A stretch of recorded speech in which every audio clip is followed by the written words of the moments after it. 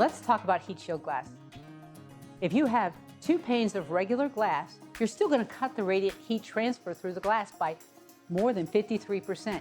If you have 2 panes of infrared reflecting or IRR glass, you're going to cut the radiant heat transfer down to less than 3%. What that does is it translates to a 60% savings on the workload of your air conditioner, which in turn will make it that your air conditioner will only need regular preventive maintenance and no downtime due to emergency maintenance.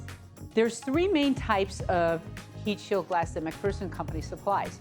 We supply tempered IRR, BPS, and 101. Tempered soda lime is the only glass of the heat shield glasses that we supply that breaks in a safety dice pattern. OSHA requires that all glass towards an operator must be safety break, either as a laminate or a dice pattern like the tempered soda lime.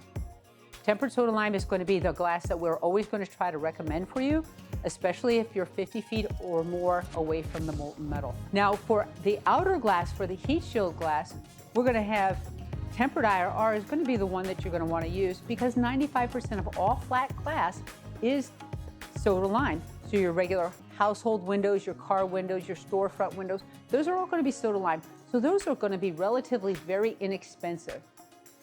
So you want to always use soda lime whenever possible.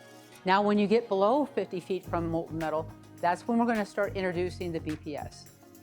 BPS is made of borosilicate. Borosilicate is 3 times the cost of soda lime, so you don't want to use borosilicate unless you absolutely have to. BPS is going to be your Pyrex dishes, where you can take the hot dish, put it in the cold refrigerator, and the glass doesn't crack.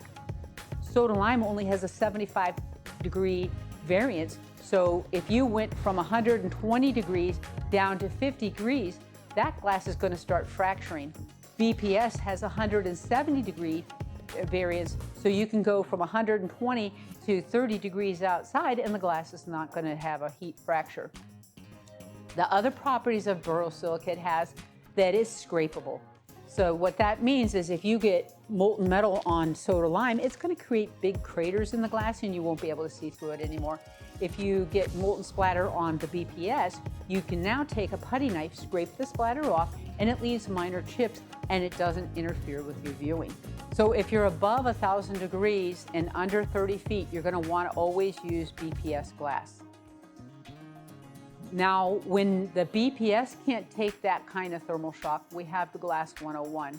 Once again, we're not going to recommend using Glass 101 unless absolutely necessary, because the crystalline structures properties of the Glass 101 is going to be 2 times the cost of the product of the borosilicate of the BPS. So you're going to want to make sure that you talk with us, tell us what kind of environment you're in, so that we can determine the best glass for your environment. Examples of 101 glass is fireplace glass, where the glass turns black, it gums up, but it never fractures. And that's the properties and strengths of the 101 glass. It's not going to fracture under heat until well over anything that's in the molten metal applications. The 101 glass is used in like soaking pits or tapping stations that are less than 20 feet away from the molten steel. The IRR glass is going to need to be replaced whenever it starts to fracture and gets too many craters in it. The BPS glass, it generally doesn't need to be replaced if it's the right product for the right application, but it will fracture from heat if there's too high of a thermal shock. The 101 glass generally doesn't need to be replaced until it's so clouded up from use that you can't see through it anymore.